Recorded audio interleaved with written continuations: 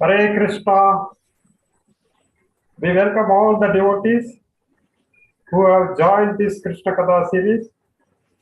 Today we are very honored to have with us His Grace Kalanidhi Prabhu. We welcome His Grace Kalanidhi Prabhu by chanting Hare Krishna Mahamantra one time. Hare Krishna, Krishna Krishna, Hare Hare, Hare Rama, Rama Rama, Hare Hare. Today our topic is Krishna in Indra Prashtha and the liberation of Jarasandha. And we also welcome His Grace Soumya Lakshmana Mataji for the translation seva. Thank you, both of you, for having time with us. Hare Krishna. Hare Krishna. Thank you very much, Prabhuji. Hare Krishna. Hare Krishna. So we will start with the prayers.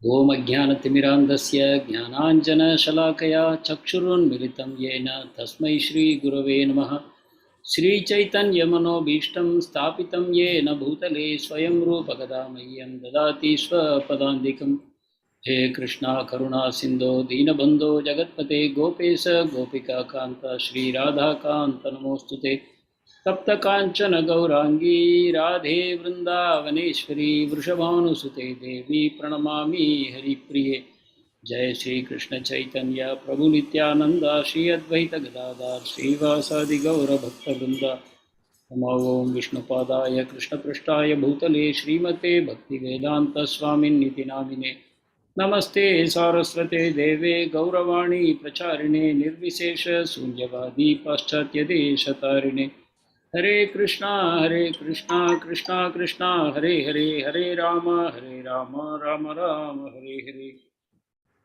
Hare Krishna. I would like to thank all devotees and also to the organizers, the ISKCON Temple Management, His Grace Sumitra Krishna Prabhu, His Grace Ranga Krishna Prabhu, and all other organizing devotees who have given me this opportunity to glorify the Lord from Srimad Bhagavatam. Hare Krishna. எனக்கு இந்த வாய்ப்பு கொடுத்த ISKCON Chennai கோயில் நிர்வாகத்தினருக்கும் குறிப்பா சுமித்ரா கிருஷ்ண பிரபுக்கு ரங்ககிருஷ்ண பிரபுக்கு என்னோட மனமார்ந்த நன்றியை தெரிவிச்சுக்கிறேன்.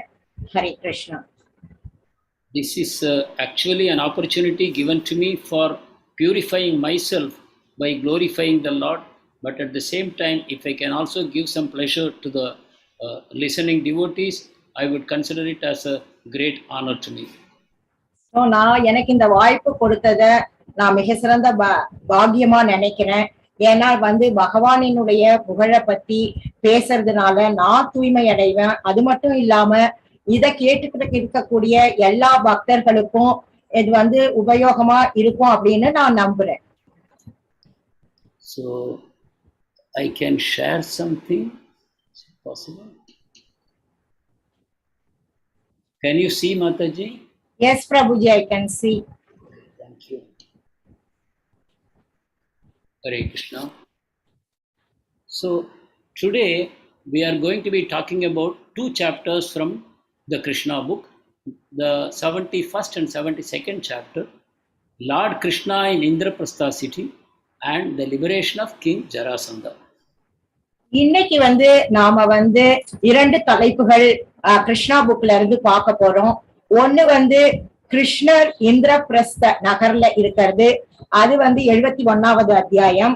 ரெண்டாவது ஜராசந்தனினுடைய முக்தி, அது அத்தியாயம் 72.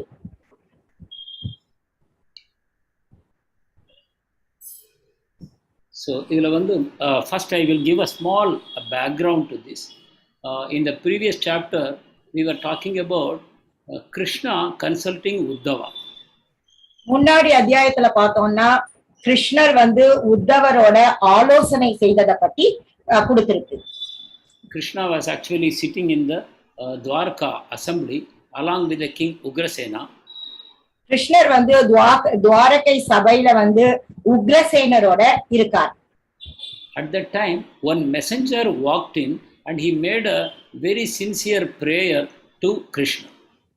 அந்த நேரத்துல ஒரு தூதுவர் உள்ள பகவான் கிருஷ்ணருக்கு உண்மையான பிரார்த்தனை செய்தார். He was actually sent by 20,800 kings who had been imprisoned by Jarasandha in a cave.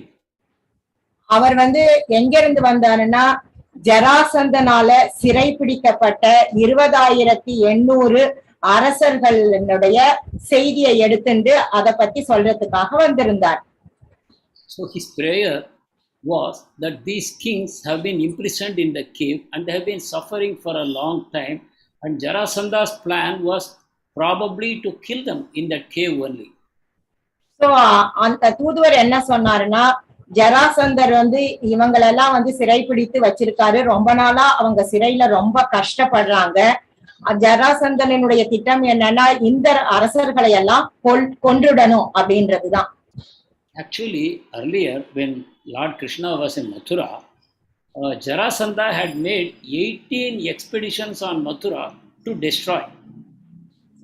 கிருஷ்ணர் வந்து மதுரால இருக்கும்போது ஜராசந்தர் வந்து 18 முறை மதுரா மேல படையெடுத்து மதுராவை அழிக்கிறதுக்காக முயற்சி பண்ணார். And he brought many kings and their armies to support him. அப்புறம் வந்து அந்த ஜராசந்தனோட நிறைய ராஜாக்களும் நிறைய படைகளும் ஜராசந்தனுக்கு வந்து ஒரு சப்போர்ட்டா இருந்தது. And these 20,800 kings were those who did not support him in that war. இந்த யாரெல்லாம் அந்த ஜராசந்தனுக்கு வந்து சப்போர்ட் கொடுக்காதவங்க யாருன்னா இந்த 20,800 அரசர்கள். So immediately everyone sitting in the assembly felt that Krishna should immediately go to Magadha. Jarasandha was the king of Magadha. So they wanted Krishna to immediately launch an attack and to destroy Jarasandha and liberate all these kings. And everyone, all the Yadavas were keen to start the war immediately.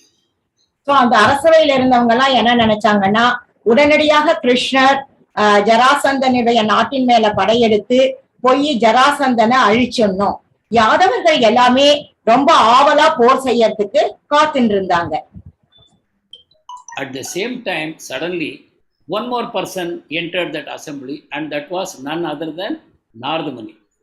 So அந்த நேரத்துல இன்னொரு நபர் அந்த ராஜசபைக்குள்ள வராரு.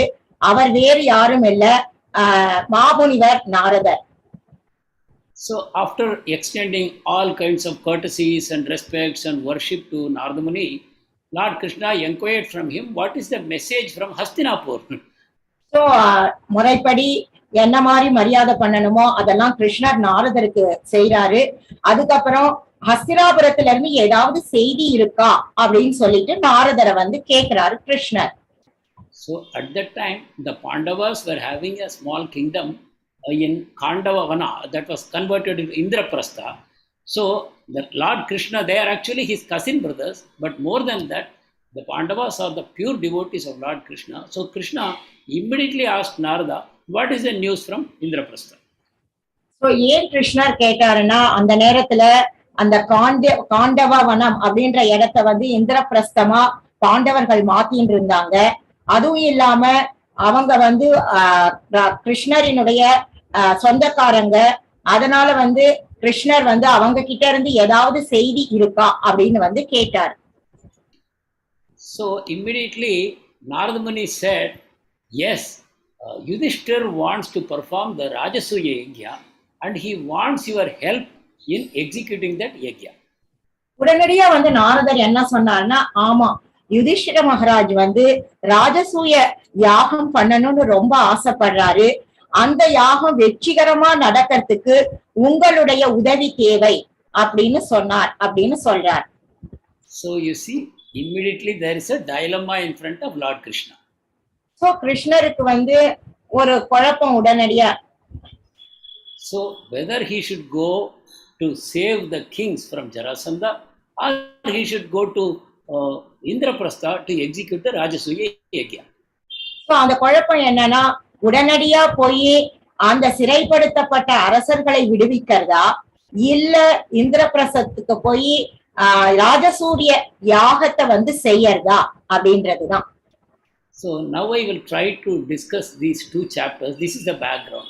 So these two chapters I will discuss along with some learnings. Actually there are unlimited learnings from Srimad Bhagavatam, but I will just discuss a few of the learnings that my limited intelligence could pull out.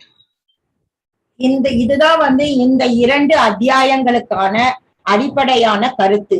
நாம இந்த 2 அத்தியாயங்கள்ல இருந்து எல்லையில்லாத அளவுக்கு நாம நிறைய விஷயங்களை கத்துக்கலாம். நான் என்னால முடிஞ்ச வரைக்கும் நான் எவ்வளவு சொல்ல முடியுமோ அதை நான் உங்களுக்கு சொல்றேன்.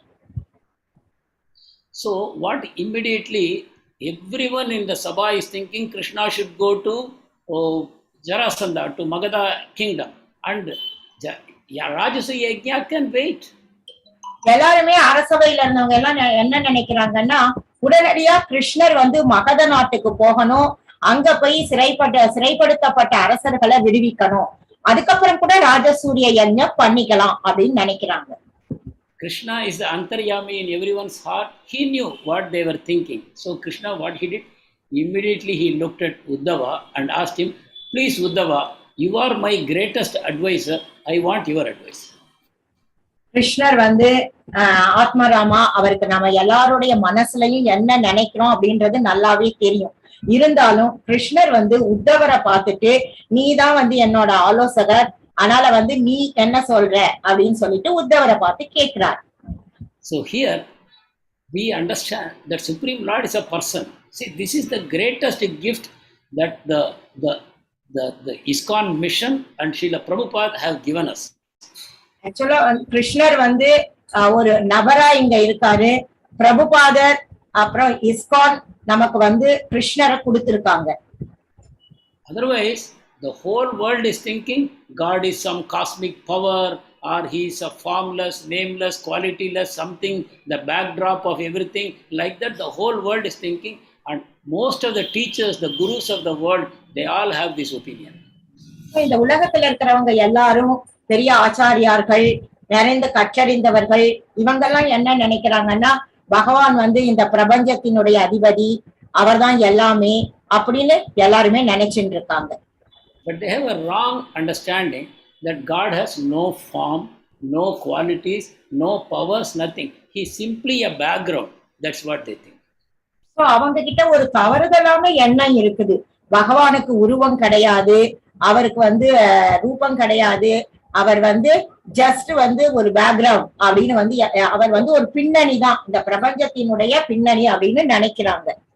But Bhagavatam teaches that the Lord is a person, and by the mercy of Srila Prabhupada, he has put these books in the hands of all of us, especially this Krishna book, where we experience the supreme power as a person, and we understand that this is the highest realization of God. So ISKCON நமக்கு இந்த Krishna book கொடுத்திருக்கு. பிரபுபாதர் குறிப்பா இந்த Krishna book நமக்கு கொடுத்து பாகவதத்திலையும் சொல்லப்பட்டிருக்குது, பகவான் கிருஷ்ணர் தான் முழு முதற் கடவுள் அப்படின்னு சொல்லிட்டு. So here we see the Supreme Lord as a person like you and I. He is a person like me, and he is getting a confusion, and he wants to clarify the confusion by looking at various alternatives. So இங்க பாத்தீங்கன்னா கிருஷ்ணர் நம்மள மாதிரி ஒரு நபரா இருக்காரு மனித ரூபத்துல, அதனால அவருக்கு குழப்பம்ன்றது ஏற்படுறது. அதனால இந்த குழப்பத்துக்கான வேறு மாற்றங்கள் என்னென்ன, எப்படி இதை தீர்க்கலாம் அப்படின்னு எல்லாத்தையும் யோசிக்கிறார். So through all these human-like activities, Krishna is generating so much rasa which everyone can relish. So இந்த மனித ரூபத்துல பகவான் நிறைய லீலைகள் பண்றாரு, அத நாம எல்லாருமே நல்லா அனுபவிச்சு ஆனந்தப்படலாம்.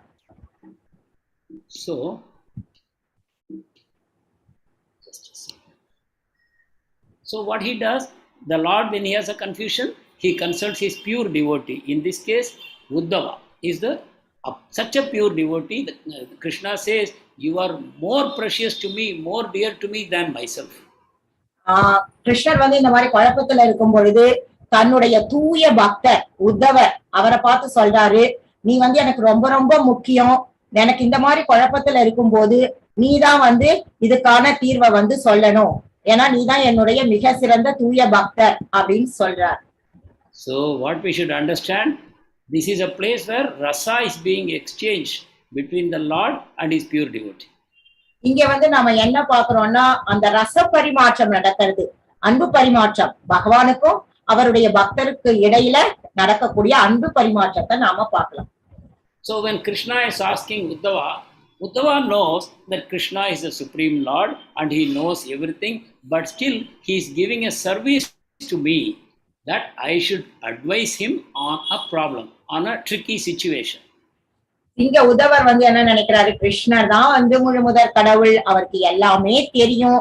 இங்க வந்து கிருஷ்ணர் எனக்கு ஒரு சேவை தராரு, அதனால வந்துட்டு இந்த மாதிரி ஒரு இக்கட்டான சூழ்நிலைய சமாளிக்கிறது எப்படி அப்படின்னு சொல்லிட்டு உன்னோட ஆலோசனைய சொல்லு அப்படின்னு என்கிட்ட கேட்கிறார்.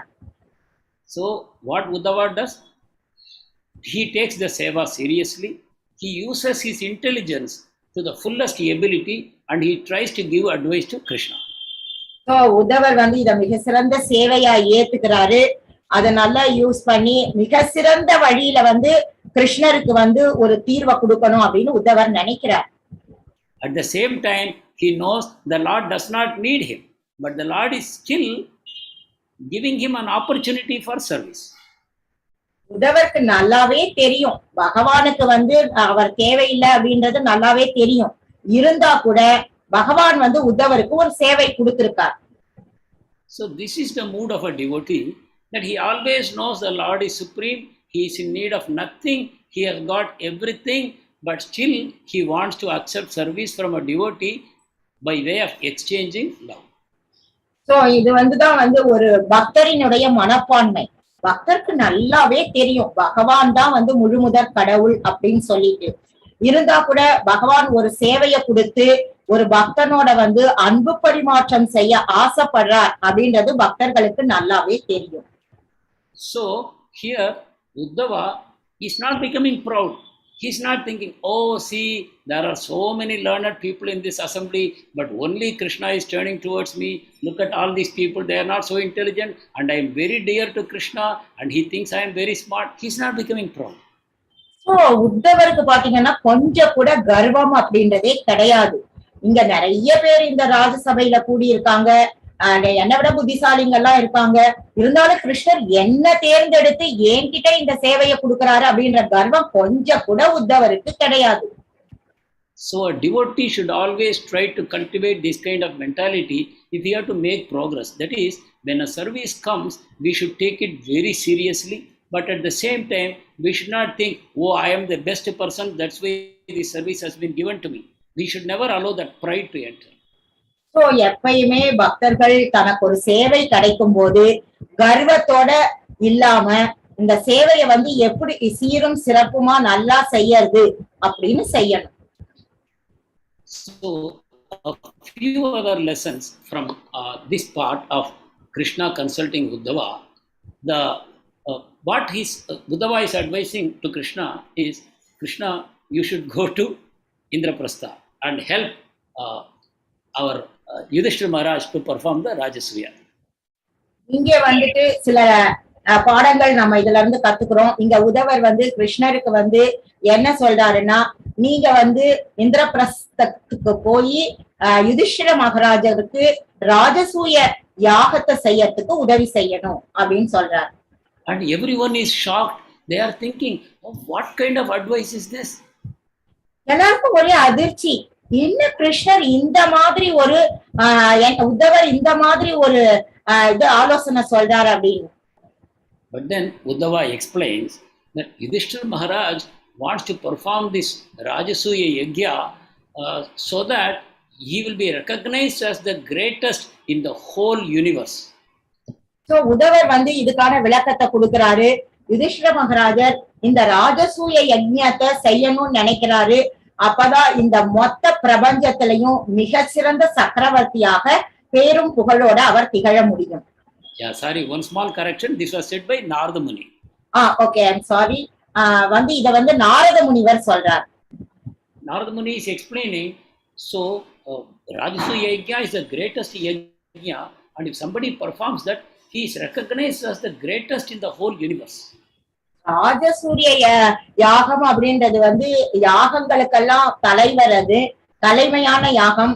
அதை யார் செய்யறாங்களோ அவங்களுக்கு பேர் புகழ் கிடைக்கும் இந்த பிரபஞ்சத்துல. And this will please all the devatas in the universe. எல்லா தேவர்களையும் இந்த பிரபஞ்சத்துல அது ரொம்ப திருப்தி படுத்தும். As a result of that, all prosperity will be there in the empire. So அப்ப அந்த அரசாங்கத்துல பாத்தீங்கன்னா நல்ல செல்வ செழிப்போட இருக்கும் அந்த அரசாங்கம்.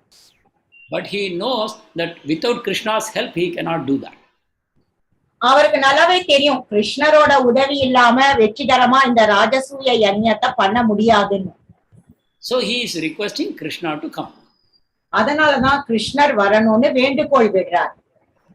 But actually, Uddhava explains that the aim of Yudhishthir is to glorify the Lord. உத்தவர் வந்து என்ன விளக்கமா சொல்றாருன்னா, யுதிஷ்டிர மகாராஜாவினுடைய நோக்கம் என்னன்னா, பகவான் கிருஷ்ணரை வந்து அவருடைய புகழ பரப்பறதுக்கு தான் இந்த ராஜசூய யாகத்தை வந்து ஏற்பாடு செய்றார். So actually the plan of Yudhishthira Maharaj is, if he says like that, I want to glorify Krishna, Krishna will not come. So, but when a devotee wants to proclaim himself as the greatest, then Krishna will come and support, because Krishna wants to always glorify the devotee. So Yudhishthira மகாராஜர் வந்து கிருஷ்ணரை நேரடியா உங்களை புகழறதுக்காக தான் இந்த நான் ராஜசூரிய யாகத்தை பண்ண போறேன் அப்படின்னு சொன்னா கிருஷ்ணா வரமாட்டாரு. அதே வந்து நான் வந்து பக்தன் பண்ண போறேன் அப்படின்ன உடனே கிருஷ்ணர் கண்டிப்பா அந்த பக்தனுக்கு வந்து எல்லா வகையிலையும் உதவி செய்யறதுக்கு வருவார். So externally Yudhishthira Maharaj wants to win glory for himself and he is trying to do this Rajasuya, but internally his aim is to glorify Krishna. வெளிப்படையா பார்த்தோம்னா யுதிஷ்டிர மகாராஜர் தன்னுடைய பேர் புகழுக்காக பண்றது மாதிரி இருக்கும். ஆனா உள்நோக்கம் என்னன்னா கிருஷ்ணரை வந்து புகழறதுக்காக தான் இந்த யாகத்தை ஏற்பாடு செய்றார். So later on when Krishna is in Indra Prashtha, Yudhishthira Maharaj explains this gradually. First he says, I want to do it for myself, but gradually the truth comes out. அப்புறம் கிருஷ்ணா இந்திர பிரஸ்தத்துக்கு போன பிறகு யுதிஷ்டிர மகாராஜர் படிப்படியா எல்லாத்தையுமே உண்மையை வந்து அவர்கிட்ட சொல்றாரு. கிருஷ்ணருக்கு எல்லாமே தெரியும், அவர் தான் பகவான் ஆச்சே. அப்போ that time what Yudhishthira Maharaj says, I want to invite Brahma, Lord Shiva and all the devatas for the Agra Puja, which will be performed to glorify the greatest person. That is part of the yajna. இந்த யாகத்தினுடைய ஒரு பகுதி என்னன்னா, நான் அக்ர பூஜை அப்படின்ற ஒரு பூஜையை பண்ண போறேன். ஏன்னா இந்த உலகத்திலேயே மிக சிறந்த நபரை சிறப்பிக்கிறதுக்காக செய்யக்கூடிய பூஜை அது. In that puja, with the agreement of everyone, he will put Krishna on the stage and he will glorify him as the best personality in all creation. So இந்த பூஜையில யுதிஷ்டிர மகாராஜர் கிருஷ்ணாவை முன்னிறுத்தி இந்த பூஜையை வந்து செஞ்சு இந்த மொத்த பிரபஞ்சத்திலையும் கிருஷ்ணர் தான் வந்து முழுமுதற் கடவுள் அப்படின்ற பெருமையை கிருஷ்ணருக்கு கொடுக்கணும்னு நினைக்கிறார். So when Brahma, Lord Shiva, Indra, Chandra and all the devatas accept him, then the whole universe will come to know, oh, Krishna is the most worshipable person. Brahma, Sivan, Indiran, சந்திரன் இவங்க எல்லாமே வந்து கிருஷ்ணர் தான் முழுமுதற் கடவுள் அப்படின்னு ஏத்துக்கிட்டாங்கன்னா இந்த மொத்த பிரபஞ்சத்துல இருக்கிறவங்க எல்லாருமே கிருஷ்ணர் தான் முழுமுதற் கடவுள் அப்படின்னு ஏத்துக்குவாங்க. So we can see Yudhishthira is actually planning to glorify Krishna. For that he is secretly planning and he is organizing a Rajasuya Yajna, and Krishna is going and Krishna is telling Yudhishthira, oh, I am so happy that you are performing Rajasuya Yajna. This is most befitting of you. I want the whole world to know that you are the greatest emperor. Yudhishthira Maharaja என்ன நினைச்சு ராஜசூய யாகத்தை ஏற்பாடு பண்றாரு, கிருஷ்ணரை வந்து அவருக்கு புகழ் சேர்க்கணும் அப்படின்றதுக்காக ரொம்ப ரகசியமா திட்டம் போடுறாரு. ஆனா கிருஷ்ணர் அங்க போய் என்ன சொல்றாரு, யுதிஷ்டிர மகாராஜருக்கு வந்து இந்த மொத்த பிரபஞ்சத்திலையும் பேரும் புகழும் கிடைக்கணும் அப்படின்னு கிருஷ்ணர் நினைக்கிறாரு. So they are always trying to glorify each other. This is what is going on between Krishna and devotee, and this is how rasa works. So ரசம் இங்க எப்படி வேலை செய்யுதுன்னு பாத்தீங்கன்னா, எப்பயுமே பகவான் கிருஷ்ணரும் அவருடைய பக்தர்களுக்கு இடையில நடக்கக்கூடிய இந்த அன்பு பரிமாற்றம் இந்த மாதிரி தான் இருக்கும். பகவான் வந்து பக்தனை புகழணும்னு நினைப்பாரு, பக்தன் வந்து பகவானை புகழணும்னு நினைப்பாரு. And the result is the whole universe benefits. So இத பார்த்தோம்னா இந்த மொத்த பிரபஞ்சத்துக்கும் அதனால நல்ல பலன் கிடைக்கும். Lord Krishna and all the actions that he performs, they are all universally auspicious. That means whatever Krishna does, it is for the benefit of everyone. So கிருஷ்ணர் செய்யக்கூடிய எல்லா செயல்களுமே ரொம்ப ரொம்ப மங்களகரமானது. அதனால கிருஷ்ணர் எது செஞ்சாலும் இந்த லோகத்துல இருக்கக்கூடிய மக்களினுடைய நன்மைக்காக தான் செய்றார். In his 4 arms, he is having Shankha, Chakra, Gada and Padma. So கிருஷ்ணர் தன்னுடைய 4 கைகள்ல சங்கு, சக்கரம், கதா, Padma ஏந்திருக்கார். The Chakra and Gada are meant for punishing the miscreants, and the Shankha and Padma are for awarding blessings to his devotees. So இந்த சக்கரமும் கதையும் துஷ்டர்களை அவங்களுக்கு punishment கொடுக்கறதுக்காகவும், இந்த பத்மமும் சங்கும் பக்தர்களுக்கு மங்களகரத்தை கொடுக்கறதுக்காகவும் பகவான் யூஸ் பண்றார். But ultimately, if you analyze, whether it is the Shankha or Chakra or Gada or Padma, they all give auspiciousness to the other party. So நாம இறுதியா பார்த்தோம்னா அது சங்கு, சக்கரம், கதா, பத்மம் எதுவா இருந்தாலும் அதை எதிராளிகளுக்கு மங்களத்தை தான் கொடுக்கறது. So whether it is a punishment or a reward, both are auspicious. அது துஷ்டர்களுக்கு கொடுக்கக்கூடிய தண்டனையா இருந்தாலும் சரி, இல்ல துஷ்டர்களுக்கு கொடுக்கக்கூடிய நல்ல பலனா இருந்தாலும் சரி, ரெண்டுமே மங்களகரமானதுதான். So in this way the deliberation goes, and Uddhava says Krishna should go to Indra Prashtha, and then what happens, he justifies his decision, and that is when the whole Sabha understands the glory of Uddhava. So நியாயப்படுத்தி உத்தவர் பேசுறாரு, கிருஷ்ணர் கண்டிப்பா இந்திர பிரஸ்தத்துக்கு போகணும் அப்படின்னு. So what Uddhava says, look, if Rajasuya Yajna should be performed, then you have to conquer all the kings. So Yudhishthira Maharaj will have to conquer all the kings, then only he can perform Rajasuya Yajna. கிருஷ்ணர் என்ன சொல்றாருன்னா, ராஜசூய யஜ்ஞம் பண்ணணும்னா யுதிஷ்டிரர் எல்லா நாட்டு அரசர்களையும் வெற்றி கொள்ளணும் அப்படின்னு சொல்றார். And that would mean Jarasandha should also be conquered, and because he will never submit, he will have to be killed. So இதனுடைய அர்த்தம் என்னன்னா, ஜராசந்தனும் கொல்லப்பட வேண்டும். ஏன்னா ஜராசந்தன் அவ்வளவு சீக்கிரமா அடிபணிய மாட்டான். So when Rajasuya Yajna has to be performed, Jarasandha has to be killed first. So when Yudhishthira's Rajasuya Yajna is performed, automatically it means Jarasandha will be finished. So ராஜசூய yajna பண்ணணும்னா முதல்ல ஜராசந்தன் கொல்லப்படணும். So ஜராசந்தன் கொல்லப்பட்டான்னா then அப்படியே ராஜசூய யஜ்ஞம் நடத்தப்படும். So both the aims will be satisfied by Krishna going to Indra Prashtha. So ரெண்டு நோக்கங்களுமே நிறைவேறது. ராஜசூரிய யஜ்ஞம் நடத்துறதும் நிறைவேறது, ஜராசந்தன் கொல்லப்பட வேண்டிய நோக்கமும் நிறைவேறது. But apart from this explanation, Uddhava very clearly says, Yudhishthira is your pure devotee, so he is your first priority and he has called you, so you have to go there. இதுக்கு மேலா உத்தவர் என்ன சொல்றாருன்னா, யுதிஷ்டிர மகாராஜா உங்களுடைய தூய பக்தர், அதனால அவர் யாகம் பண்ணணும்னு ஆசைப்படுறாரு, நீங்க கண்டிப்பா அங்க போகணும் அப்படின்னு சொல்றாரு. So on the one side, the kings are praying, please save us, we are surrendered souls, please save our lives. That is a prayer from the kings who are imprisoned. On the other side, Yudhishthira Maharaj, as the friend of Krishna, he is inviting him and asking for his help to perform the Rajasuya Yajna. But the priority goes to Yudhishthira Maharaj. Okay, இங்க பாத்தீங்கன்னா ஒரு புறம் இந்த சிறைப்படுத்தப்பட்ட அரசர்கள் எல்லாம் பகவான் கிருஷ்ணர் கிட்ட, நாங்கெல்லாம் உங்ககிட்ட சரணடைந்த ஆத்மா, அதனால நீங்க எங்களை விடுவிக்கணும்னு கேக்குறாங்க. இன்னொரு பக்கம் பாத்தீங்கன்னா யுதிஷ்டிரர் கிருஷ்ணரினுடைய மிக சிறந்த நண்பர், தூய பக்தர், அவர் நீங்க ராஜசூய யாகம் பண்றதுக்கு வரணும்னு கேக்குறாரு. ஆனா ரெண்டையும் பார்க்கும்போது கிருஷ்ணர் யாருடைய ஆசையை திருப்திப்படுத்துறாரு? தன்னுடைய தூய பக்தனான யுதிஷ்டிர மகாராஜாவினுடைய ஆசையை பூர்த்தி பண்றார். So here we see clearly that devotee is the Lord's first priority, and purer the devotee, the more priority he gets. Similarly, the Lord is always the first priority of the devotee. So இங்க இதுல இருந்து நம்ம என்ன தெரிஞ்சுக்கிறோம்னா கிருஷ்ணருக்கு வந்து எப்பயுமே பக்தர்கள் தான் வந்து முதன்மையானவர்கள். அதே மாதிரி பக்தர்களுக்கும் பகவான் தான் ரொம்ப ரொம்ப முக்கியம் அப்படின்றத நாம ரொம்ப தெளிவா புரிஞ்சுக்கிறோம். And we also see, just by giving priority to Yudhishthira Maharaj, automatically the problems of the world are getting solved, that Jarasandha will be killed.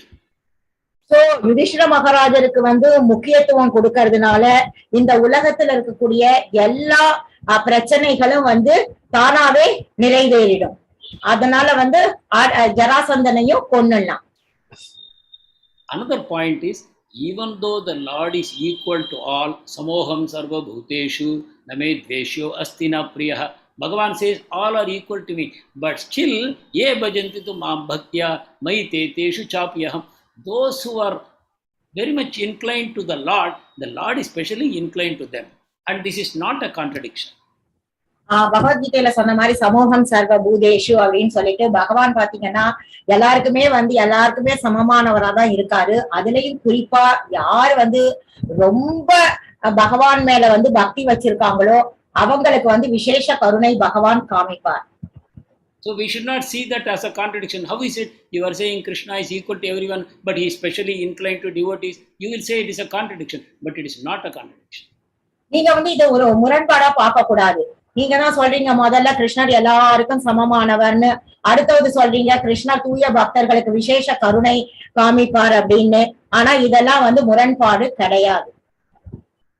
These contradictions, that is, my interest is contradicting with your interest and your interest is contradicting with my interest, that is a feature of mundane logic. When we think very materially, we think that, oh, if you are happy, I cannot be happy. If I am happy, you cannot be happy. This is mundane logic.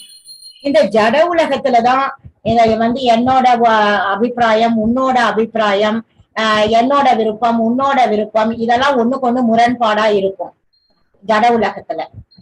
But that is why we say there are lower truths, there are higher truths. Then we have the absolute truth. So most of us are living in the lower truths, like I am thinking I am the body, I am thinking in terms of my family, my children, my relatives, my wealth, my property, etc. But then there are higher truths. When I slowly rise to the platform of the soul, then I see everything differently. ஆக்சுவலா வந்து 3 வகையான உண்மை இருக்குது. தாழ்ந்த உண்மை, உயர்ந்த உண்மை, பூரண உண்மைன்னு.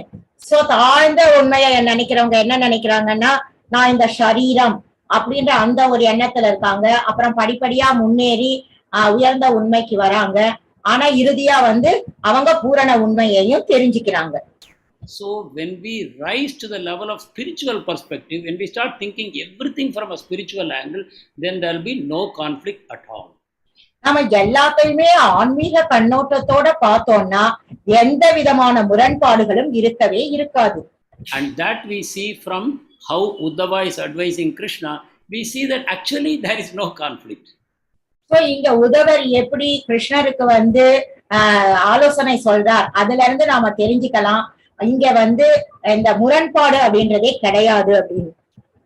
So immediately the Lord accepts the advice of Uddhava, and then he starts to proceed to Hastinapur, and then the Lord's opulence is on full display when the Lord is going to Indra Prashtha, sorry, not Hastinapur.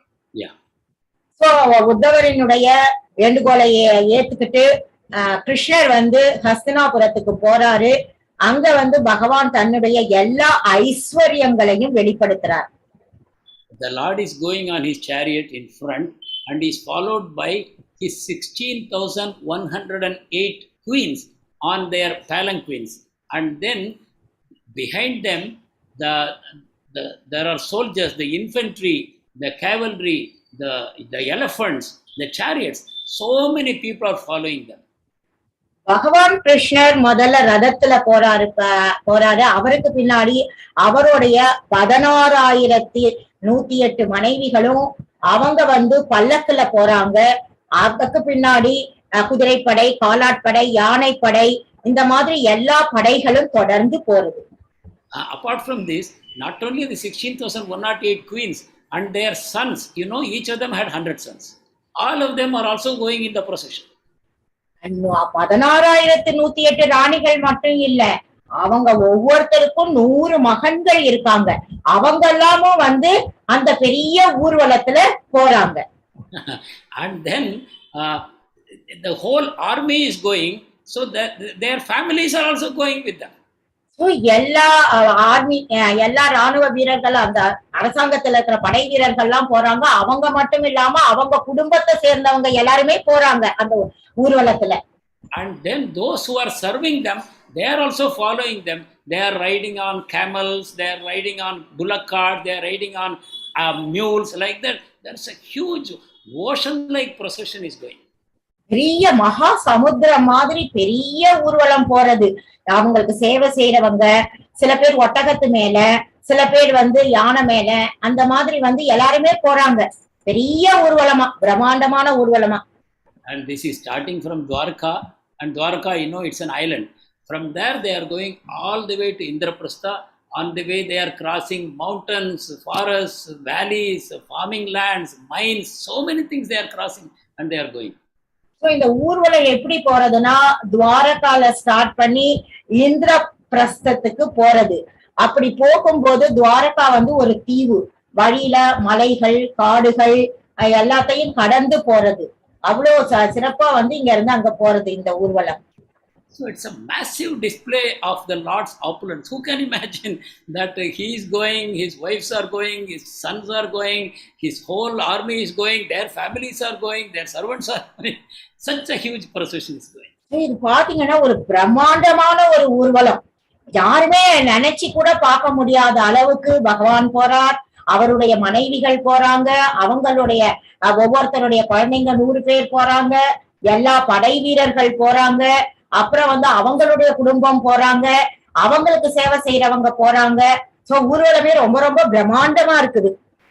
So it shows that he is the Supreme Lord. There can be no doubt that this procession is going, and they are going so fast, and they are quickly reaching Indra Prashtha.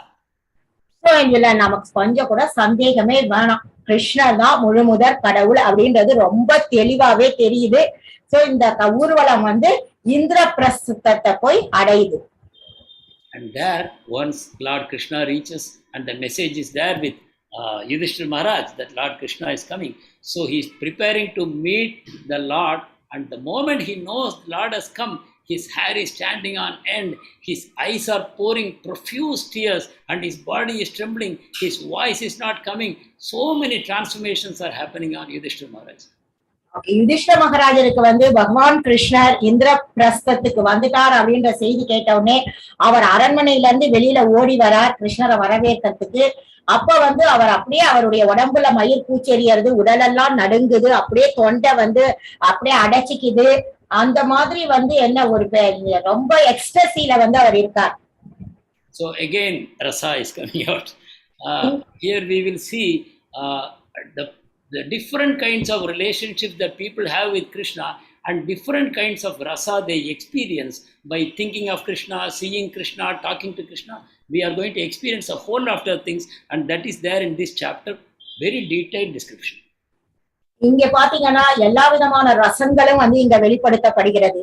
பகவான் கிட்ட பேசுறது, பகவானோட உறவு, அவரோட தன்னுடைய அன்பை பரிமாற்றம் செய்யறது, அப்புறம் பகவான புகழறது, இந்த மாதிரி அவரோட சேர்ந்து நடக்கிறது, இந்த மாதிரி பலவிதமான ரசங்கள் இந்த அத்தியாயம் பூரா பாத்தீங்கன்னா நம்ம எல்லாமே வந்து எல்லா ரசங்களை பத்தியும் தெளிவா தெரிஞ்சுக்கலாம். And then depending on how the devotee is expressing in what rasa, expressing his love, the Lord is also reciprocating accordingly. That is another beautiful dimension. ரொம்ப ரொம்ப பிரமாதமான விஷயம் என்னன்னு பாத்தீங்கன்னா, எப்படி வந்து பக்தர்கள் வந்து தங்களுடைய ரசத்தை வெளிப்படுத்துறாங்களோ அதுக்கு வந்து பகவானும் அதை ஏற்று ஆமோதிச்சு அதுக்கு தகுந்த மாதிரி தன்னுடைய உணர்வை வெளிப்படுத்தி அன்போட புன்னகையோட அதை ஏத்துக்கிறார். So the Lord knows what is in the heart of the devotee because he is antaryami anyway. So he is reciprocating exactly what is in your heart, exactly what will completely satisfy you. Accordingly the Lord is reciprocating. So பகவான் அந்தர்யாமியா இருக்காரு. ஒவ்வொருத்தருடைய இருதயத்திலையும் அவங்க என்ன நினைக்கிறாங்கன்னு அவருக்கு நல்லா தெரியும். அவங்க என்ன ஆசைப்படுறாங்களோ அதுக்கு தகுந்த மாதிரி ரொம்ப சரியான முறையில அவர் வந்து தன்னுடைய பதில் அன்பை வந்து வெளிப்படுத்துறார். This is the philosophy of rasa. The higher the rasa that we can cultivate in our heart, the higher the kind of reciprocation that we can experience. இதுதான் ரசத்தினுடைய தத்துவம். நாம எந்த அளவுக்கு அதிகமா வந்து ரசத்தை வெளிப்படுத்துறோமோ அந்த அளவுக்கு நமக்கு திருப்பி வந்து அந்த ரசத்துக்கு என்ன தேவையோ அது கிடைக்கும். So the Lord is reciprocating on the one side, but at the same time, the Lord is also deriving the maximum pleasure when interacting with the pure devotees. பகவான் வந்து பக்தர்கள் கிட்ட தன்னுடைய அன்பு பரிமாற்றம் செய்யறாரு. அதே சமயத்துல அவர் வந்து எல்லையில்லாத ஆனந்தத்தை அனுபவிக்கிறார். So in Indra Prashtha we are seeing first Yudhishthira Maharaj comes and the Lord is offering respect because Yudhishthira Maharaj is elder to him, and then Yudhishthira Maharaj embraces him, and because Lakshmi Devi is sitting in the heart of the Lord, by embracing the Lord, all the desires, all the needs of Yudhishthira Maharaj are immediately satisfied. Yudhishthira மகாராஜர் வந்து பகவான் கிருஷ்ணர் உள்ள வந்த உடனே அவர் வந்து அவருக்கு மரியாதை செலுத்துறார். கிருஷ்ணர் இவர் ராஜான்னு மரியாதை செலுத்துறாரு. யுதிஷ்டிர மகாராஜர் பகவான் கிருஷ்ணரை கட்டி தழுவுறார். பகவான் கிருஷ்ணரினுடைய திருவுடல்ல லக்ஷ்மி தேவி வாசம் செய்யறாங்க. அப்ப வந்து யுதிஷ்டிர மகாராஜரினுடைய எல்லா தேவைகள் ஆசைகள் எல்லாமே பூர்த்தி ஆயிடுறது. So same way the Lord expresses a respectful love towards Yudhishthira Maharaj and Bhima who are elder to him. So பகவான் வந்து யுதிஷ்டிர மகாராஜர் பீமா இவங்களுக்கெல்லாம் வந்து தன்னுடைய அன்பை வந்து வெளிப்படுத்துறார். But the greatest love is exchanged when Krishna meets Arjuna.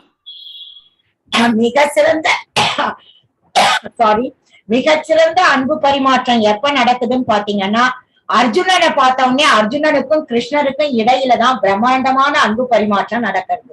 And everyone who is witnessing Arjuna and Krishna embracing, everybody is feeling so much ecstasy, everybody is feeling satisfied. So அர்ஜுனனும் கிருஷ்ணரும் ஒருத்தர் மார்போட கட்டி தழுவிக்கும் போது அந்த அவையில இருக்கிறவங்க எல்லாருமே வந்து ரொம்ப சந்தோஷமான உணர்வை வந்து அவங்களுக்கு உண்டாருது. And then Nakula, Sahadeva are younger people, they fall at the lotus feet of the Lord picks them up and then embraces them. Nakulan Sahadevan இவங்க ரெண்டு பேரும் சிறியவர்கள். அவங்க ரெண்டு பேரும் பகவானினுடைய தாமரை மலர்பாதங்கள்ல விழுந்து சாஷ்டாங்க நமஸ்காரம் பண்றாங்க. அதுக்கப்புறம் பகவானை கட்டி தழுவிக்கிறாங்க. Then Kunti Maharani comes, she has motherly feelings towards the Lord, she expresses motherly sentiments and the Lord accepts it and reciprocates beautifully. குந்தி மகாராணி வராங்க. அவங்க வந்து தன்னுடைய தாய் பாசத்தை பகவான் கிருஷ்ணர் கிட்ட வெளிப்படுத்துறாங்க.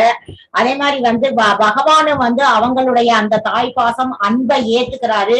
அதுக்கு தகுந்த மாதிரி அவங்களுக்கு வந்து சந்தோஷமா பரிமாற்றம் பண்றாரு, அன்பு பரிமாற்றம். Then you see Draupadi and all the queens, they come and receive the Lord with such great love in their hearts.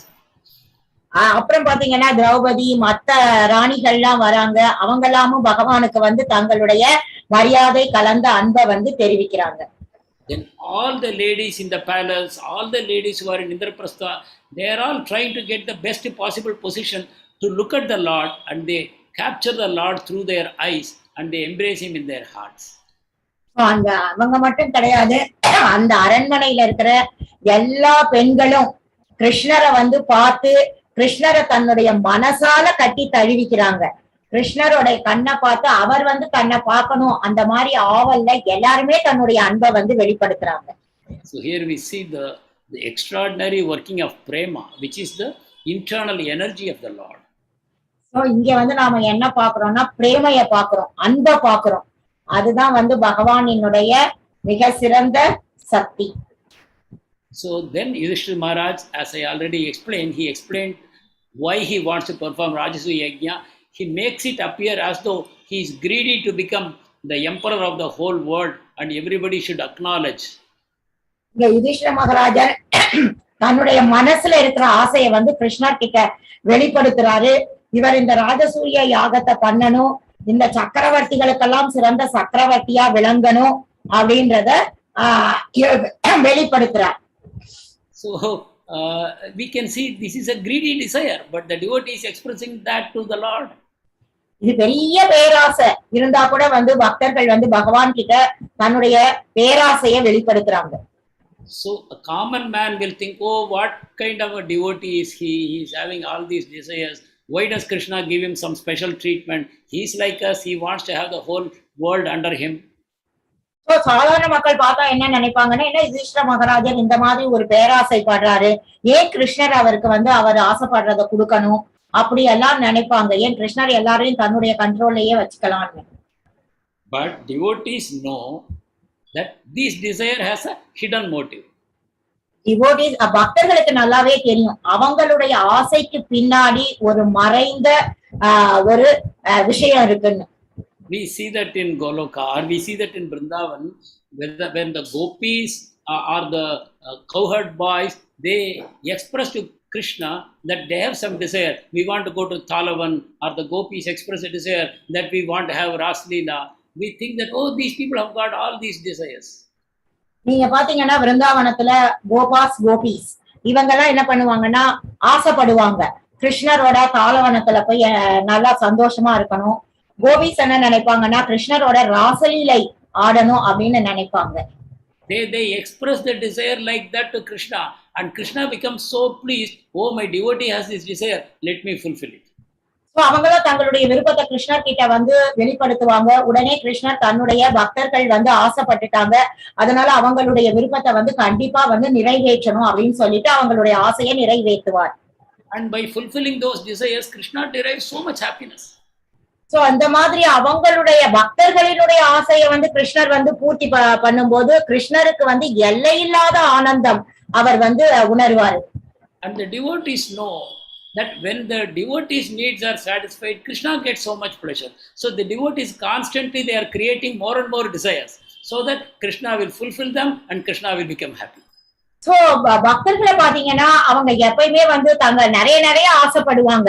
ஏன்னா அவங்க நிறைய ஆசைப்படும் போது கிருஷ்ணர் அந்த ஆசைகளை எல்லாம் திருப்திப்படுத்தும் போது கிருஷ்ணர் வந்து எல்லையில்லாத ஆனந்தத்தை அனுபவிப்பார். அதனால so actually there is only one desire in the heart of the devotee, that is to make Krishna happy. There is no other desire. பக்தர்களை பொறுத்தவரை அவங்களுக்கு ஒரே ஒரு ஆசைதான், என்னன்னா கிருஷ்ணரை வந்து சந்தோஷப்படுத்தணும். அதை தவிர அவங்களுக்கு வேற ஆசையே கிடையாது. But this manifests in such beautiful ways and generates so much rasa. இது வந்து ரொம்ப அழகா வெளிப்படுத்தப்படுறது, இதனால வந்து நல்ல ரசங்கள் கூட வெளிப்படுத்தப்படுறது. So that is what I meant here. The Lord is relishing such dealings, and he is also behaving like that, as though he has got desires. We know he is Atmaram, but he also exhibits all these desires to his devotees. பகவான் வந்து ஆத்மராமா தான் இருந்தா கூட தன்னுடைய பக்தர்களினுடைய ஆசைகளை எல்லாம் பூர்த்தி பண்றதுக்காக அவரும் வந்து ரொம்ப எக்ஸைட் ஆயிட்டு அவரும் வந்து ஆசைகளை வந்து பூர்த்தி பண்ண ஆரம்பிச்சிடுறாரு. So here I wanted to quote, these are exact wordings of Srila Prabhupada. Lord willingly offers the highest perfection, which is the highest rasa. We have to understand. Highest perfection means highest rasa, Madhurya Prema. The Lord willingly offers the highest perfection, and everyone is free to attain it. இங்க வந்து பிரபுபாதர் சொன்ன மேற்கோளை வந்து நான் இங்க சொல்றதுக்கு ஆசைப்படுறேன். அதாவது பகவான் வந்து விருப்பத்தோட வந்து மிக உயர்ந்த பக்குவத்தை வந்து கொடுக்கிறாரு. அதே மாதிரி அவர் கொடுக்கக்கூடிய அந்த மிக உயர்ந்த ஆனந்தத்தை அது நாம அடையறதுக்கு வந்து எல்லாருக்குமே வந்து அந்த உரிமை இருக்குது. But if I don't nurture the desire in my heart, then Lord will only fulfill whatever desire is there in my heart. நாம வந்து பகவானுக்கு வந்து பகவானை திருப்திப்படுத்தணும் அப்படின்ற ஆசை நமக்கு இருந்தா பகவான் அதை பூர்த்தி பண்ணுவார். அதனால நம்ம என்ன ஆசைப்படுறோமோ அதை பகவான் வந்து பூர்த்தி பண்ணுவார். So when the pure devotee desires that highest perfection, the Lord offers it. The highest perfection is to try and serve Krishna. தூய பக்தர்கள் வந்து மிக உயர்ந்த பக்குவ நிலை அப்படின்னு எதை நினைக்கிறாங்கன்னா பகவான் கிருஷ்ணருக்கு தூய பக்தி தொண்டு செய்யணும் அப்படின்றதுதான். And the Lord gives it to them. உடனே பகவான் வந்து அந்த பக்தர்களுக்கு அதை கொடுத்துடுறார். But those of us who are not so pure, we have inferior desires. We want name, fame, money, position, prestige, and the Lord gives it to us. நமக்கெல்லாம் வந்து யாருக்கு வந்து ரொம்ப தாழ்ந்த எண்ணங்கள் இருக்குதோ அவங்க எல்லாம் என்ன ஆசைப்படுவாங்கன்னா பகவான் கிட்ட தனக்கு வந்து பெயர், புகழ், பட்டம், பதவி இதெல்லாம் தான் வேணும்னு ஆசைப்படுவாங்க. So we see when Yudhishthira Maharaj and Krishna are talking, we see this, that the devotee and Lord are constantly engaged in a kind of a dance. So நம்ம யுதிஷ்டிர மகாராஜனும் பகவான் கிருஷ்ணரும் இந்த மாதிரி அன்பு பரிமாற்றம் செய்யறத பார்த்தோம்னா அவங்க ரெண்டு பேருமே ஒரு ராசலீல பண்ற மாதிரி இருக்கும். The devotee is actually trying to glorify the Lord, but the Lord, what he does, he turns it around and glorifies the devotee. பக்தர்கள் வந்து பகவான வந்து புகழணும்னு நினைச்சு புகழறாங்க. ஆனா பகவான் என்ன பண்றாருன்னா அதை அப்படியே திருப்பி பக்தனுக்கு வந்து புகழ் வர்ற மாதிரி செஞ்சிடுறாரு. Here what happens? Yudhishthira Maharaj says, I want to offer the Agra Puja to you, the Lord. I want everybody to understand that you are the greatest. Then Krishna says, I am so happy you are doing Rajasuya Yajna. The whole world will recognize you and forever everybody will remember that Yudhishthira was the greatest king. Yudhishthira மகாராஜர் என்ன நினைக்கிறாரு, அக்ர பூஜை பண்ணி பகவான் கிருஷ்ணர் தான் இந்த உலகத்திலேயே முழுமுதற் கடவுள் அப்படின்னு எல்லாருக்கும் தெரிவிக்கணும், நிரூபிக்கணும் அப்படின்னு ஆசைப்படுறாரு. ஆனா பகவான் கிருஷ்ணர் என்ன நினைக்கிறாரு, யுதிஷ்டிர மகாராஜர் இந்த மொத்த சாம்ராஜ்ய பிரபஞ்சத்திலையும் மிக சிறந்த சக்கரவர்த்தி அப்படின்ற பெயர் புகழ் அவருக்கு வரணும்னு கிருஷ்ணர் நினைக்கிறார். So at that time the Lord makes this statement to Yudhishthira. This is an important lesson for us. One who conquers the senses, he conquers me, not the others. இந்த நேரத்துல ஒரு முக்கியமான பாடத்தை வந்து யுதிஷ்டிர மகாராஜருக்கு வந்து கிருஷ்ணர் சொல்றாரு. என்னன்னா, யாரெல்லாம் தன்னுடைய புலன்கள கட்டுப்பாட்டுல வச்சிருக்காங்களோ அவங்க வந்து ரிஷிகேஷரான கிருஷ்ணரை வந்து தன்னுடைய கட்டுப்பாட்டுக்கு கொண்டு வந்துடலாம். And Prabhupada explains that conquering the senses means engaging our senses in devotional service. எப்படி நம்ம புலன்களை கட்டுப்படுத்துறது, வெற்றி கொள்வது அப்படின்னா பிரபுபாதர் என்ன சொல்றாருன்னா, நாம நம்ம புலன்களை பகவானினுடைய பக்தி தொண்டு சேவையில ஈடுபடுத்தணும். When we do that, our senses become purified. That means there are no more selfish interests in our senses and they are purified. That makes them fit for the true transcendental service to the Lord. நாம அந்த மாதிரி பகவானுக்கு பக்தி தொண்டு செய்யும் போது நம்மளுடைய புலன்கள்லாம் வந்து தூய்மை அடையிறது. அதுதான் உண்மையான சேவை நாம பகவான் கிருஷ்ணருக்கு செய்யறது. So you see, bhakti we call as first sadhana bhakti, then we talk about bhava bhakti and prema bhakti. இப்போ பக்தியில பாத்தீங்கன்னா 3 நிலைகள் இருக்குது. முதல்ல சாதன பக்தி, பக்தியை பயிற்சி பண்றது. ரெண்டாவது பாவ பக்தி, அடுத்தது கடைசியில பிரேம பக்தி. So in the early stages of bhakti, we are in the process of purifying our senses.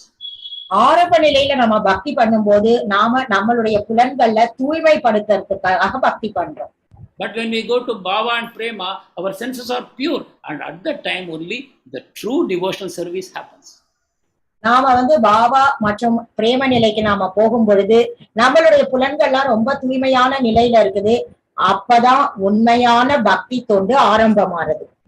So actually the sadhana bhakti we are doing now, the same bhakti will transform into bhava bhakti and prema bhakti. நாம வந்து சாதன பக்தி பயிற்சி பண்றோம். அதுதான் வந்து அப்படியே வந்து மாறி பாவ பக்தி பிரேம பக்தியா போறது. அந்த டிரான்ஸ்ஃபர்மேஷன் வருது. So ultimately it is decided that Lord Krishna says, this is again as per the advice of Uddhava, that Krishna, Arjuna and Bhima, they three go to Magadha to meet Jarasandha. So உத்தவரனுடைய ஆலோசனைப்படி கிருஷ்ணர், பீமர், அர்ஜுனன் 3 பேரும் ஜராசந்தனின் மகத நாட்டுக்கு போறாங்க. And they go in the disguise of Brahmins. அவங்க வந்து பிராமணர்களாக மாறுவேடம் போட்டுக்கிட்டு போறாங்க. And they meet Jarasandha and they beg to him like Brahmins. அவங்க ஜராசந்தனை பாக்குறாங்க, பிராமணர்கள் மாதிரி அவர்கிட்ட பிச்சை கேக்குறாங்க. And he can see that these are not Brahmanas, because by their appearance, by their demeanor, the way they speak, everything shows they are Kshatriya. So அவங்க ஜராசந்தனுக்கு நல்லாவே தெரியும், அவங்க பாக்கிறதுக்கு வந்து பிராமணர்கள் மாதிரி இல்ல, அவங்க பேசுறதுலயும் அவங்க பிராமணர் மாதிரி இல்ல, இவங்க பிராமணர்களே கிடையாது அப்படின்னு வந்து ஜராசந்தனுக்கு நல்லாவே தெரியும். But here you see some of the descriptions of Jarasandha. He was a very dutiful householder. He had great respect for Brahmanas. He never neglected Vedic injunctions. So இங்க வந்து ஜராசந்தனை பத்திய மிக பிரமாதமான ஒரு வர்ணனை என்ன சொல்லப்படுறதுன்னா, ஜராசந்தன் வந்து நல்ல ஒரு சிறந்த கிரகஸ்தர். அதே மாதிரி வந்து அவர் எல்லா பிராமணர்களுக்கும் தகுந்த மரியாதை கொடுக்கக்கூடியவர். அதே மாதிரி அவர் வந்து வேதத்துல சொல்லக்கூடிய ஒழுங்கு முறை விதிகளை வந்து மீறாம சரியாக கடைபிடிப்பவர். So he had all these extraordinary qualities. You may be thinking, oh, he's not a villain actually, but how? Why Krishna wants to kill him? Why everybody wants him away? Oh, he's such a wonderful person. So Jarasandhan பாத்தீங்கன்னா ரொம்ப பிரமாதமான ஒரு நபர். இருந்தாலும் ஏன் கிருஷ்ணர் அவரை கொல்லணும்னு நினைக்கிறாரு அப்படின்னு எல்லாரும் வந்து ஆச்சரியப்படுவாங்க. And at one point of time when Krishna is talking to him, he remembers Bali Maharaj. And then he thinks, if these people now ask me for my own head, I will give it to them so that I will win eternal fame like Bali Maharaj. கிருஷ்ணரும் இவங்க ரெண்டு பேரும் பீமன் அர்ஜுனன் வந்து யாசகம் கேட்கும் பொழுது உடனடியா ஜராசந்தனினுடைய மனசுல வந்து பலி மகாராஜ பத்தி நினைக்கிறாரு. சோ அதனால வந்து இவங்க வந்து தானமா என்னுடைய தலைய கேட்டா கூட நான் கொடுத்துடுவேன் அப்படின்னு வந்து ஜராசந்தன் நினைக்கிறார். Then Krishna reveals who they are. He says, here is Arjun, here is Bhim, and I am your eternal enemy. Krishna, we have come here and we want to only beg from you war. We want you to fight with any one of us. You choose one of us. உடனே கிருஷ்ணர் வந்து வெளிப்படுத்துறாரு, நான் கிருஷ்ணர், இது அர்ஜுனன், பீமன், நாங்க இங்க எதுக்கு வந்திருக்கோம்னா உன்னோட சண்டை போட்டு உன்னை கொல்றதுக்காக வந்திருக்கோம், எங்களுக்கு சண்டை போடணும் அப்படின்னு சொல்றார். Then Jarasandha becomes very angry and he says, oh Krishna, you always run away from me, you are not fit to fight with me, I will not fight. And Arjuna is a very young fellow, very inexperienced person, he is not fit. Bhima is more suited for me, he is equal to me, I have that respect for him, I choose to fight with Bhima.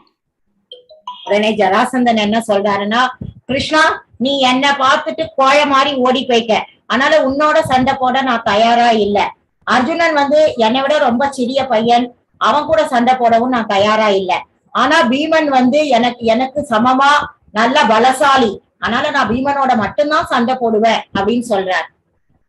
So he picks up a huge mace, gada, and that is so heavy, it is like the thunderbolt.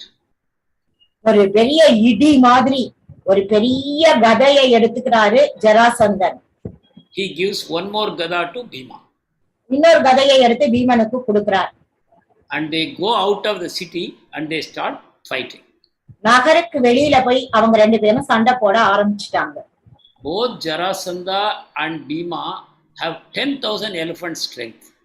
ஜராசந்தனுக்கும் பீமனுக்கும் 10,000 யானைக்கு இருக்கக்கூடிய பலம் வந்து அவங்களுக்கு இருக்குது. And this mace gets crushed when they beat the mace on each other's body. ஒவ்வொருத்தரும் அந்த கதையினால ஒருத்தர் தாக்கிக்கும் போது அவங்களுடைய உடம்பே அப்படியே சட்னி ஆயிடும். அந்த sorry, I am sorry, very very sorry. So அந்த கதை வந்து சட்னி ஆயிடும். Yeah, and they have to change so many gadas. Ultimately, they start wrestling with the fist. அதனால வந்து அந்த மாதிரி நிறைய கதை வந்து மாறி மாறி சண்டை போடுறாங்க. அதுக்கப்புறம் வந்து முஷ்டினால ஒருத்தர் வந்து குத்திக்கிறாங்க. And finally, Bhima says, "Oh Krishna, I don't think I will ever win against this fellow." So Bheeman வந்து கடைசியில நினைக்கிறாரு, சோ ஜராசந்தனை எதிர்த்து என்னால வந்து வெற்றி கொள்ள முடியாது அப்படின்னு சொல்லிட்டு கிருஷ்ணர் கிட்ட சொல்றார். And then Krishna reveals the secret of Jarasandha. He says he was actually born in two pieces to two wives of the king, and the two pieces were thrown away. அப்புறம் வந்து கிருஷ்ணர் வந்து ஒரு ரகசியத்தை வெளிப்படுத்துறாரு. ஆக்சுவலா ஜராசந்தர் வந்து 2 துண்டுகளாக பிறந்தார், 2 வேறுபட்ட ராணிகளுக்கு பிறந்தார் அப்படின்னு சொல்லிட்டு சொல்றார். And these 2 pieces which were thrown away, one witch called Jara, she came and put them together. Actually, you can imagine a horizontal piece, from head to foot, one leg in each side, half the head in each side, like that, totally split into 2 parts. That's how he was born. Jarasandhan எப்படி பிறந்தாருன்னா, ஒரு பாதியில ஒரு காலு தலை ஒரு கை இருக்கும், இன்னொரு பாதியில காலு தலை கை அந்த மாதிரி இருக்கும். அப்ப ஜரா அப்படின்றவ வந்து எடுத்து இந்த ரெண்டையும் ஒண்ணு சேர்க்கிறான். And when she combined them, the baby became alive and started crying. So அந்த 2 துண்டுகளை எடுத்து ஒண்ணு சேர்த்த உடனே அந்த குழந்தைக்கு உயிர் வந்துடுது. அந்த குழந்தை வந்து குழந்தையாயிடுது. There is a story behind that also. Actually, one rishi gave one mango to the king so that he can get children. But what he did foolishly, he had two wives, he cut it into two pieces and gave it to them. So they got two halves of one child. ஆக்சுவலா இதுக்கு பின்னாடி ஒரு கதை இருக்குது. ஒரு ரிஷி வந்து மன்னர் கிட்ட வந்து ஒரு மாம்பழத்தை கொடுக்குறாரு. மன்னர் என்ன பண்றாருன்னா முட்டாள்தனமா மாம்பழத்தை ரெண்டா கட் பண்ணிடுறாரு. ரெண்டு மனைவிகள் இருக்கிறதுனால ஒவ்வொருத்தர்கிட்டையும் ஒரு பாதியை கொடுக்குறாரு. ரெண்டு பேரும் அதை சாப்பிட்டுட்டு ரெண்டு பேரும் பாதி பாதி குழந்தைய பெத்துடுறாங்க. So Krishna tells Bhima, now you split him apart again, make him into two halves and throw him and he will die. கிருஷ்ணர் வந்து பீமன் கிட்ட என்ன சொல்றாருன்னா, நீ சண்டை போட்டு ஜராசந்தனை வந்து ரெண்டு பகுதியா பிச்சு தூக்கி கெடாசிடு அப்படின்னு சொல்றாரு. So Bhima picks up Jarasandha, throws him on the ground, then puts his one leg on his one leg and tears the other leg apart into two halves. உடனே வந்து பீமன் என்ன பண்றான்னா ஜராசந்தனை சண்டை போட்டு பூமியில அழுத்தி காலால அழுத்தி பிடிச்சுக்கிட்டு ஒரு காலை அப்படியே பிச்சு தூக்கி போடுறார். So Jarasandha was killed because of his envious nature to Krishna. எதனால ஜராசந்தன் கொல்லப்பட்டான்? கிருஷ்ணர் மேல ரொம்ப பொறாம ஜாஸ்தி, அந்த தன்மையினாலதான் கொல்லப்பட்டார். We can remember one Bhagavatam shloka here. Yashyasti bhaktir bhagavatya kinchana sarvair gunair tatra samasukeshuraha harava bhaktasya kuto mahadguna manoratena sadita bato bahi. This shloka says, if someone is a pure devotee of the Lord, all the good qualities of all devatas are manifest in him. So இங்க பாகவதத்துல வந்து ஒரு ஞாபகம் வருது, ஒரு ஸ்லோகம். அந்த ஸ்லோகத்துல என்ன சொல்றாங்கன்னா, ஒருத்தர் பகவானினுடைய தூய பக்தர்களா இருந்தாங்கன்னா எல்லா தேவர்களினுடைய தெய்வீக குணங்களும் அவங்க கிட்ட எழுந்தருளும். Whereas if a person is envious of the Lord, then whatever good qualities you see in him, these are all simply mental concoction and they will disappear anytime. அதுவே வந்து பக்தர் அல்லாதவர்கள் கிட்ட பாத்தீங்கன்னா எல்லா குணங்கள் வந்தா கூட அதெல்லாம் வந்து நிரந்தரமா இருக்காது, எல்லாமே போயிடும். So this is what we learn from Jarasandha. We see these qualities which are, we consider them as the greatest qualities, but unfortunately, because he considers Krishna as his enemy, he has this envious nature, all these qualities were of no use to him. ஜராசந்தனுக்கு நல்ல குணங்கள் இருந்தா கூட கிருஷ்ணரை வந்து பொறாமையோட தன்னோட எதிரியா பாக்குறதுனால அவனுடைய எல்லா குணங்களுமே உபயோகம் இல்லாம போயிடுது. So Bhagavatam informs that Chaturva, the Varnashrama system, is meant for pleasing Lord Vishnu. But if you perform Varnashrama, but you don't please Vishnu, then it is a complete waste. வர்ணாசிரம சிஸ்டம் வந்து எதுக்காக வந்து நாம பின்பற்றணும்னா பகவான் விஷ்ணுவை வந்து திருப்திப்படுத்துறதுக்காக. ஆனா நாம வர்ணாசிரம முறைய வந்து பின்பற்றிட்டு விஷ்ணுவை திருப்தி பண்ணலன்னா நாம பின்பற்றுற அந்த வர்ணாசிரம முறையே உபயோகம் இல்லாம போயிடும். So ultimately Jarasandha is killed and the people in the country, you see, they are not at all disturbed. See, today you see when there is a war in Afghanistan, how many civilians are killed. But here you see, they just brought Jarasandha out. There was a fight, Jarasandha was killed, and Lord Krishna immediately installed his son Sahadeva as the king of Magadha. So இங்க வந்து பாத்தீங்கன்னா இப்ப நம்ம ஆப்கானிஸ்தான்ல பாத்தீங்கன்னா சண்டை போட்டுக்கிட்டு நிறைய இறப்பு நடக்கிறது. ஆனா கிருஷ்ணா வந்து ரொம்ப அழகா ஜராசந்தன நகருக்கு வெளியில கூட்டிட்டு போயிட்டு அவனை கொன்னுட்டு அதுக்கப்புறம் அவனுடைய மகன்களுக்கு வந்து மகுடம் சூட்டிடுறார். So with this, after that the kings are liberated. That will come in other chapters, and then now the path is clear for Rajasuya Yajna. இதுக்கப்புறம் வந்து அந்த சிறையில் அடைக்கப்பட்ட எல்லா அரசர்களுக்கும் விடுதலை கிடைக்கிறது. அதுக்கப்புறம் வந்து ராஜசூய யாகத்தை பண்றாங்க. So with this we come to the end of today's session. So I want to close this with this beautiful quotation of Vyasadeva, Pibata Bhagavatam Rasamalayam. நான் வந்து இதோட வந்து இன்றைய பிரவச்சனம் முடியறது. நான் அதை வந்து வியாசதேவரினுடைய மிக சிறந்த மேற்கோள் பிபத பாகவதம் ரசமாலயம் அதை பத்தி சொல்லி முடிக்கணும்னு நினைக்கிறேன். So we are all devotees of the ISKCON mission. Srila Prabhupada always wanted us to read the scriptures, and for this purpose, at such a old age, he sat all night and translated so many books for us. பிரபுபாதர் வந்து ISKCON பக்தர்கள் எல்லாருமே வந்து பாகவதம் எல்லாமே படிக்கணும்னு ஆசைப்படுறாரு. அவர் பாத்தீங்கன்னா அந்த வயதான காலத்துல நைட் எல்லாம் உக்காந்து எல்லாமே மொழிபெயர்ப்பு பண்ணி நமக்கு நிறைய கொடுத்துட்டு போயிருக்காரு. So the best way for us to express our gratitude, our reciprocation to Srila Prabhupada is by reading all these books. நாம எப்படி நம்மளுடைய நன்றிய வந்து பிரபுபாதருக்கு தெரிவிக்கணும்னா பிரபுபாதர் மொழிபெயர்த்த எல்லா புத்தகங்களையும் நாம படிக்கணும். So here Bhagavatam is called as Rasam Alayam. It is simply a treasure house of rasa. பாகவதத்துக்கு வந்து ரசமாலயம்னு ஒரு பெயர் இருக்குது. ஏன்னா அது வந்து ரசங்களினுடைய அந்த புதையல் மாதிரி அது. So you see, Vyasadeva is not saying Pado Bhagavatam Rasamalayam. He is not saying Pibata Bhagavatam. Pibata means drink. வியாசதேவர் வந்து பாகவதத்தை படிங்கன்னு சொல்லல, பிபத குடிங்கன்னு சொல்றாரு பாகவதத்தை. So that is what an important treasure it is. 18,000 shlokas. By the mercy of Srila Prabhupada, it is now available to us in a language of our choice with detailed purports by which we can appreciate every shloka very well. பிரபுபாதையினுடைய கருணையினால 18,000 ஸ்லோகங்கள் பாகவதத்துல நல்ல மொழிபெயர்ப்போட விளக்கங்களோட பிரபுபாதர் எல்லா மொழிகள்லையும் கொடுத்திருக்கிறார். அதனால நம்ம வந்து ரொம்ப அதிர்ஷ்டசாலிகள். Thank you very much. Hare Krishna. If there are any faults, please forgive me. I would like to hear your comments. Prabhuji, I also request you to forgive me for anything wrong which I have done. Amazing translation, Mataji. Amazing translation. I am sorry. Wonderful translation, Mataji. Wonderful. Keep it up. Hari Bol. Wonderful translation. Hari Hari Bol. Thank you, Prabhuji. All your mercies. I seek all your blessings. Please bless me and shower your mercy on me so that I can do well. Wonderful, wonderful. I am so glad. You started so recently, but you are doing so beautifully. Excellent. Thank you, Prabhuji. Thank you, Prabhuji. Hare Krishna. Is there any questions? You can raise your hand or you can type in the chat box.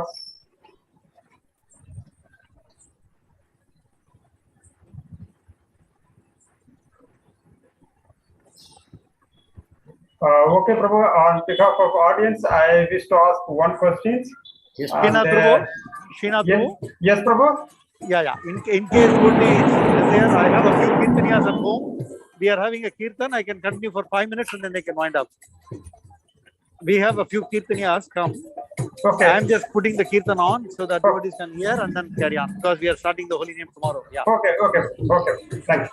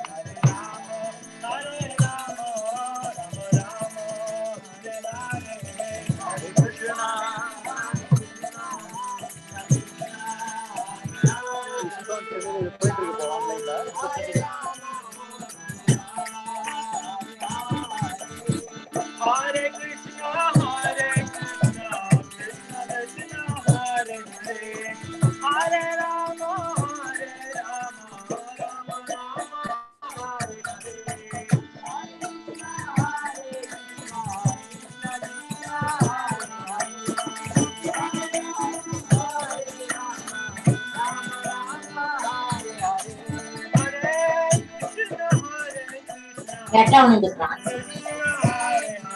Look into the game setting.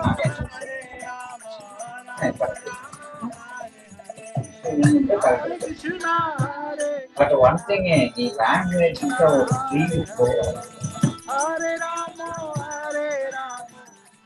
Just strange matter.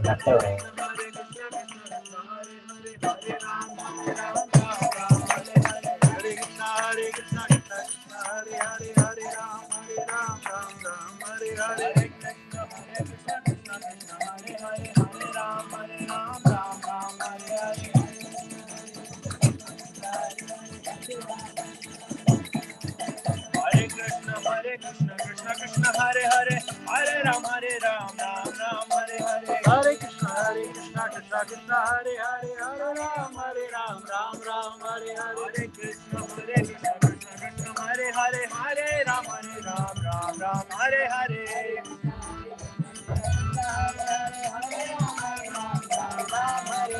Hare Krishna, Krishna Krishna, Hare Hare, Hare Ram, Ram Ram, Hare Hare. Hare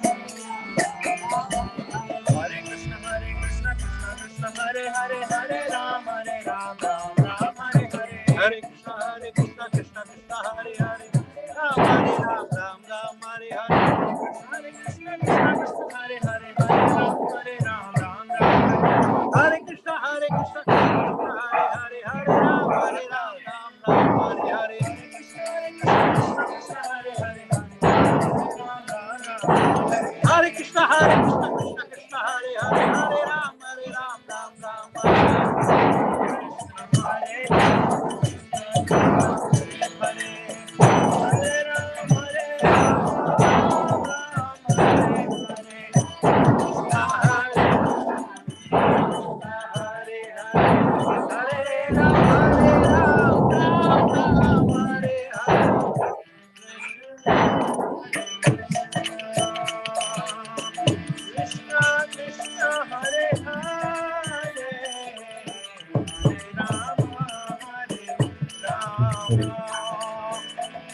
Rama Hare Hare. Hare Krishna, Krishna Krishna, Hare Hare, Hare Rama, Rama Rama, Hare Hare.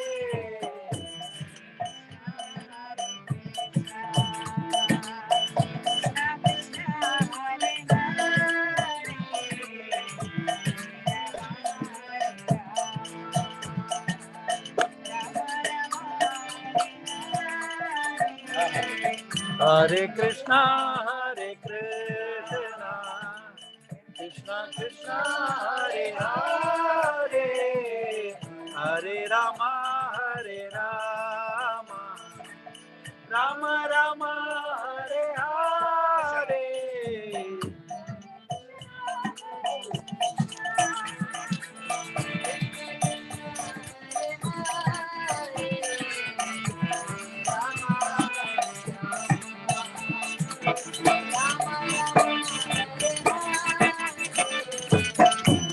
Krishna, Hare Krishna, Krishna Hare Hare, Hare Rama, Hare Rama, Rama Hare Hare.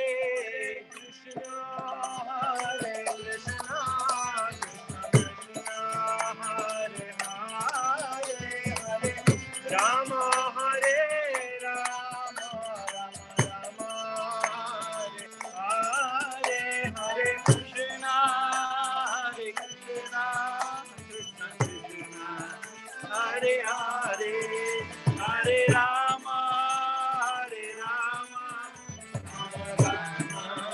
Hare Hare.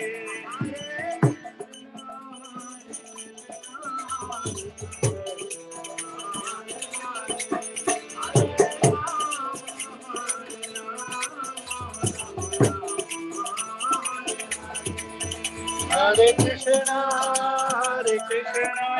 Krishna Krishna, Hare Hare, Hare Rama, Hare Hare.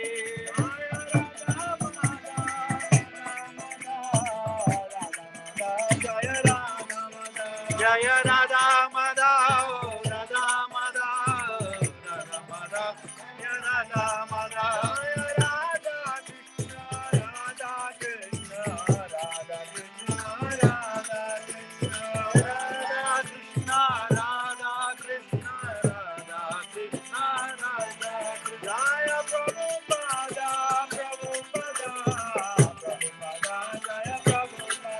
Jaya Prabhupada, Prabhupada, Prabhupada, Jaya Prabhupada, Jaya Prabhupada, Jaya Prabhupada, Jaya Prabhupada, Jaya Prabhupada, Jaya Jaya Prabhupada, Prabhupada,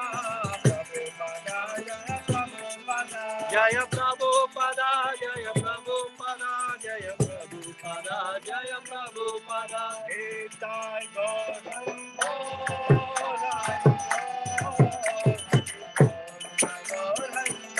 Nitai Gaur Hari Bol, Hari Bol, Hari Bol, Nitai Gaur Hari Bol, Nitai Gaur Hari Bol, Hari Bol, Nitai Gaur Hari Bol, Hari Bol, Hari Bol, Nitai Gaur Hari Bol.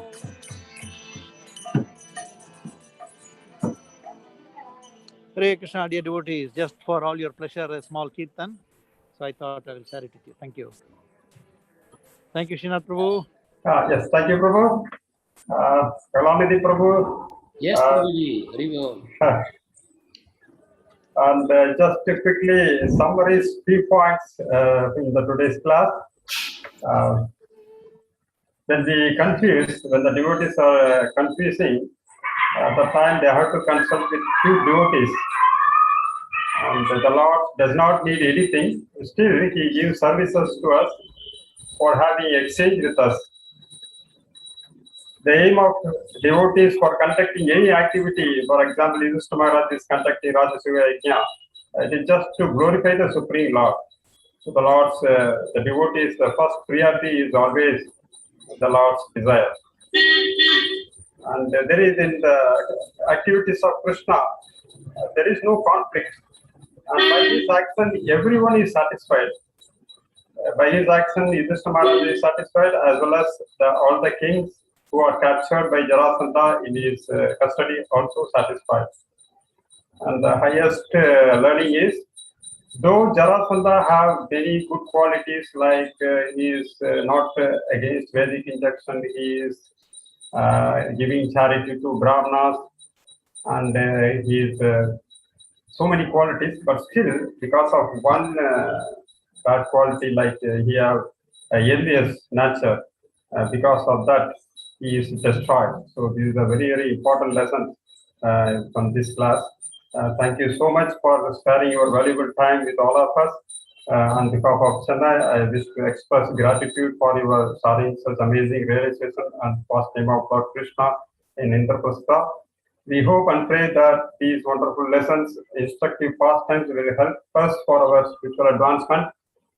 Thank you very much once again. Vancha kalpatarupyacha krupā sindhubhya eva ca paridhāna pāvanebhyo vaishnavebhyo namo namah. Hare Krishna, Krishna Krishna, Hare Hare, Hare Rama, Rama Rama, Hare Hare. Srinath Prabhu, it is also nice that today morning you translated Srila Prabhupada's lecture very, very nicely. Thank you for the same, Prabhu. Wonderful. Yeah, I tried my level best, Prabhu. Thank you, Hare Krishna.